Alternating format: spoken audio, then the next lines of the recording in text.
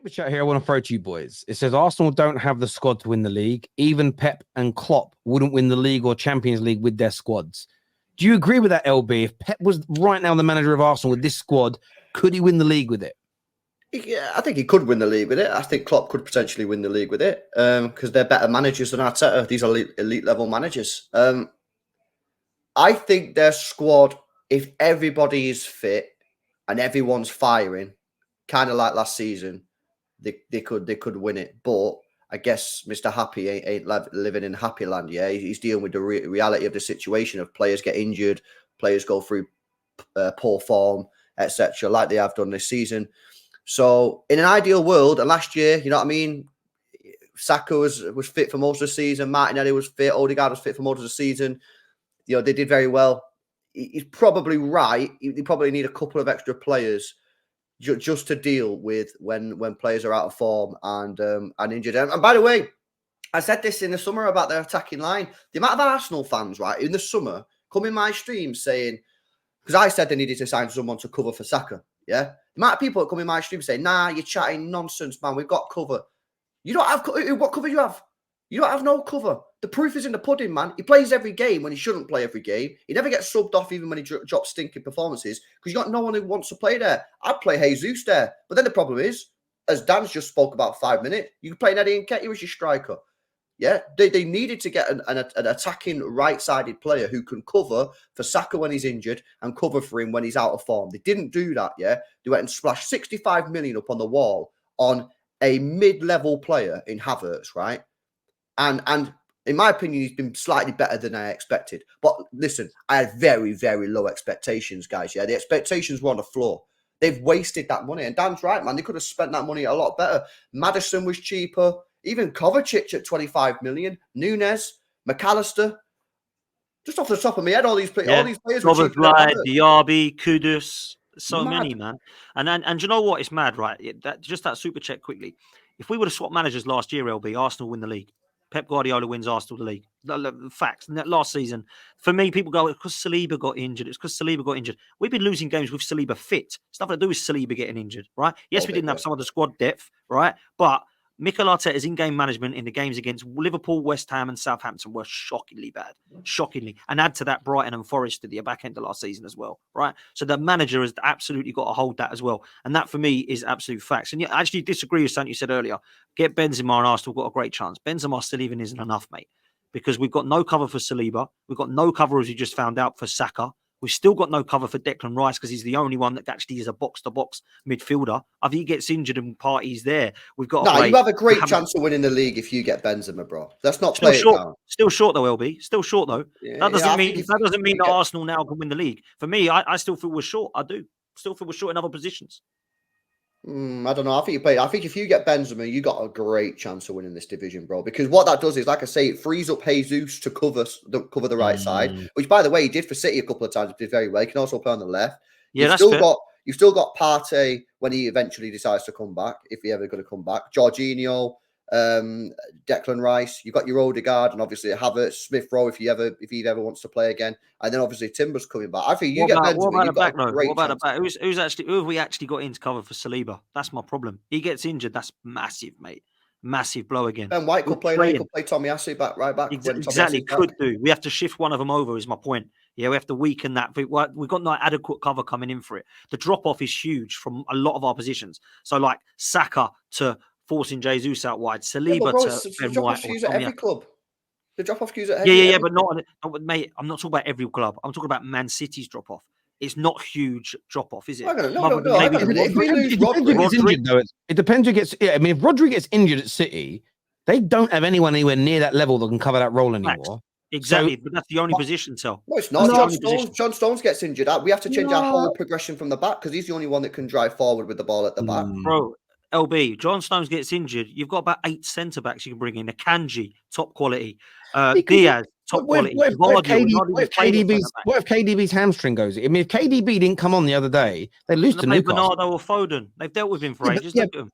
No, they're not exactly miles away. Look, City are better than Arsenal. I'm not making that argument. That's what I'm saying. I get you need more than that, but I still think you've got. If you sign Benzema for them goals, of course, if you lose Declan Rice and Saliba, and Saka, Yeah, you're probably not going to win the league. But if you bring Benzema in, I think your chances of winning the league hugely increase. Ray here says Benzema is perfect move for Arsenal. They will get over the line when they need a goal in the last 20 minutes, is what man like Ray has got to say about this. And look, the one thing that you're right on, so far, the Havertz still isn't working. And this is, I remember having this conversation with a number of Gooners about 18 months ago. And when you guys first started playing well, it's, the Cronkies have turned it round. I'm so happy with them. And I remember saying, look, someone who's had bad owners for 17 years, the saying that always pops into my mind, and people always say this, but is that, one swallow does not a summer make. And yes, you've started well, and yes, there've been some good signings, and I think they've renewed the contracts of some of your better players really early and paid them going market rates. These are things we didn't see when you had your last great team that was being ripped apart by rivals, really. But it doesn't mean you just take your foot off their neck, metaphorically, of course, because you now look at the situation. You put 65 million on Kai Havertz, and it hasn't really worked. What Manchester City would do in this case, what Real Madrid would do, what Bayern Munich would do, what Barca at their peak would do, what Man United did at their peak, is you go, right, that ain't working. Got to reinvest again. You wipe your mouth and you move on. This is where you see whether Arsenal was serious about being winners or just being near the top. Because you look at the Kai Havertz thing and go, okay, well, maybe now we're just going to play him as that. Because I think the only role he can play at Arsenal is as a kind of backup striker that you knock the ball long to, or you play long ball. I think as a midfield player, he's never going to cut it for you. So you've got to invest into that area again, whether it's now or whether it's in the summer. If you guys go into the summer and we're not going to replace, he's going to be the midfielder again, that's when you know I think that's when you have to look at the situation and say, are you genuinely serious about not just winning the league, but winning it every single year when you know what you're competing against when it comes to the Manchester Cities and everybody else. And Man United, listen, people laugh at us right now, but there's going to be some big movements in the summer. We're going to be going into the market and buying people. The news has already come out around centre-backs, midfielders, strikers. I think that will be quite quiet in January, but I think come the summer, these new owners are going to make a splash. A large amount of money is going to be invested cash into the club for the first time in 20 years. We know City will go again. Liverpool will spend. I know they maybe get a little bit big for their boots, but Big Ange Postecoglou looks like he's getting some backing as well. So Arsenal fans have got to be happy with the progression, I think. Happy that they're in a title race 2 years running. But you can't sit back and go, it's great that we've been in those title races.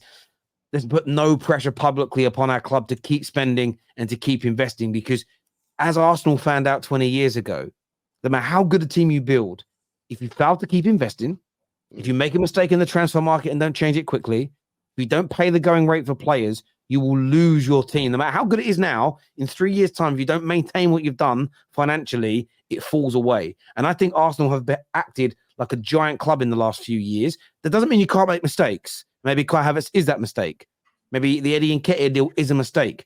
But you have to rectify them quickly. And as long as you do that, I think generally speaking, most fans will be happy, because City have made mistakes. There's no way they've replaced Gundogan and Mahrez with adequate quality right now. They haven't. But some of it might develop. But look how, Calvin Phillips is going to get moved on. If Nunes doesn't start doing something, he'll be gone in a year to 18 months as well. But money will be spent. And that's why they're the best. It isn't just because they've got Pep. It's because at core level, they're run well. And I think as fans, we have to hold our club to those standards, especially where Arsenal are and you're on the edge of winning. I think it's different when you're in the early stages of trying to fix problems. But when you are where you are now, you're right there. You're a player or two away from being champions of England. You can't just go, yeah, we spent in the summer, I'm happy. You're Arsenal, you're rich, you're massive. You've got to keep pushing your club, in my opinion. You really do. Is this not Arsenal, though, over the last 2 decades?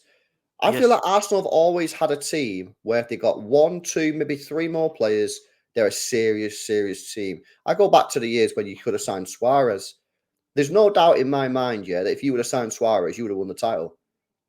I feel just like you're always so close to having like a mega team and you never really push it. The big one for me is if Kai Havertz is starting for Arsenal Football Club next season, that tells me that this manager is arrogant, because it tells me that he's not willing to accept he's made a mistake. And then if he's arrogant and he doesn't accept his mistakes, then you're never going to win anything, because he needs to accept his mistake. We all in life, everyone needs to accept mistakes. If you make a mistake in your on your stream, Terry, or my stream, or whatever, you got to accept. You hold your hands up, say, I made a mistake. We move. You do whatever. You show. If you have a show, the show doesn't work. People don't like the show. Maybe people don't like me. Don't want LB back on straight facts. Terry won't have me back on straight facts. Right? That's how it works. If you refuse to accept you make a mistake, you've got to keep making mistakes and you won't progress. So if Kai Havertz is starting for Arsenal next year, that tells me that this guy is a serious manager. But And then also you what it tells 100% you- need to sack him. Also, what it tells you is that if we have underachieved this season, which I think would be lose to Porto and finish in the top 4, and they don't sack him, I don't really care about Arteta anymore. I'm coming for the Cronkies because they've shown me zero ambition to win anything because their process has now come to an end and it's time to deliver. And the guy's not delivering. So where's the accountability? If we go win the league, process has worked. Well played. Because the process is done. This process has been excuses for a lot of the fan base. This is done now. It's time to go and deliver now. We spent £680 million, whatever it is. It's time to deliver now. Yeah. Yes, we're still short in a couple of positions, in my opinion, which is why I've still got Man City to win the league. Yeah. But if you cannot win the Premier League, yeah, and you cannot win the Champions League, you have to be doing that at the end of the season. And we no longer can because we've been dumped out of 2 competitions again because America was too arrogant, yeah, against West Ham to actually go for a League Cup and try and win a trophy. Yet again, another trophy is thrown in the bin, right? So for me, this season, where there has to be context on it, so if he's getting to, let's say we get to a Champions League final and we lose to Manchester City or Real Madrid, right? And we take Man City to the last game of the season. They beat us by a point. Yeah, do you know what? He's actually so close to doing it. There's some context as to why you might want to justify keeping him. But if we finish in the top 4 and let Emery's Aston Villa finish ahead of us, and we go out to Porto in the last 16, and we're already out of both domestic cups, there's no one Arsenal fan that can say it's a bit harsh sacking Arteta. Look at where he's put you. What are you talking about? And this is the thing. This comment here says, "Is this project? If this project don't work, big questions." Big up. This is the only time this is a disaster for Arsenal is if you've been lied to and there's been no project. If this is a manager project, not a club project, then there could be problems. Big time. And that's for me why if the manager takes you backwards this year after 4 years, after building a very good squad with holes in, you just bring in someone better than him. It's win-win for Arsenal. Thank you, Arteta. You've taken us as far as you can. We now move on to somebody better and hopefully go on to win things. That's how Arsenal fans should be looking at this situation. And LB, I think you're potentially right. There's elements of this that are Arsenal of old.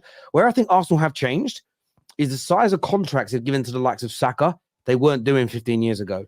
They wouldn't pay the Vieiras of this world, the Fabregas of this world, the Van Persies, the going rate. The pay increases those guys got when they left and went to the Man Cities, the Man United, the Barças at that time was huge. And Arsenal fans used to celebrate it. And I used to sit there and think, why are you celebrating? Oh, we've only got the 5th highest wage bill in the league. You ain't winning anything. I remember when people used to celebrate net spend. Oh, we've got a better net spend than you. Who cares? We won the league. And I think that's the element where Arsenal fans have got to say, well, no, you built us a project. The project is done. Therefore, now you can just change managers if we're failing with this squad that most Arsenal fans say is brilliant. And there are holes. And I think it is a very good squad. I think there's still some holes in it. But you do. Accountability now needs to come in because you've built the foundation to be successful from. And that's me as a United fan praising Arsenal because I wish that my club had a foundation. We don't. We're an absolute shambles. I see differences between. That's why when people say, how comes you've said that the club should stand by Arteta and not by your current manager, is because there are fundamental differences in what Arsenal have gone through in the 4 years compared to where we are now. I think we need to start again afresh from a fresh slate, with a new board and new recruiters, a new manager, and start that together. And it will take 3 or 4 years to build the foundation to be consistently successful from. And I just don't understand what the issue is in that for Arsenal fans. You know, it's win-win. And as far as I can see as an outsider, it's win-win. So who will you get in? I mean, maybe it means Terry Flewers or the fuck, I don't know. Zidane, Flick, or Ancelotti. I mean, realistically, say Arteta goes. Who realistically, LB, do you think they could attract as their manager to take them to another level? I don't think Zidane wants England.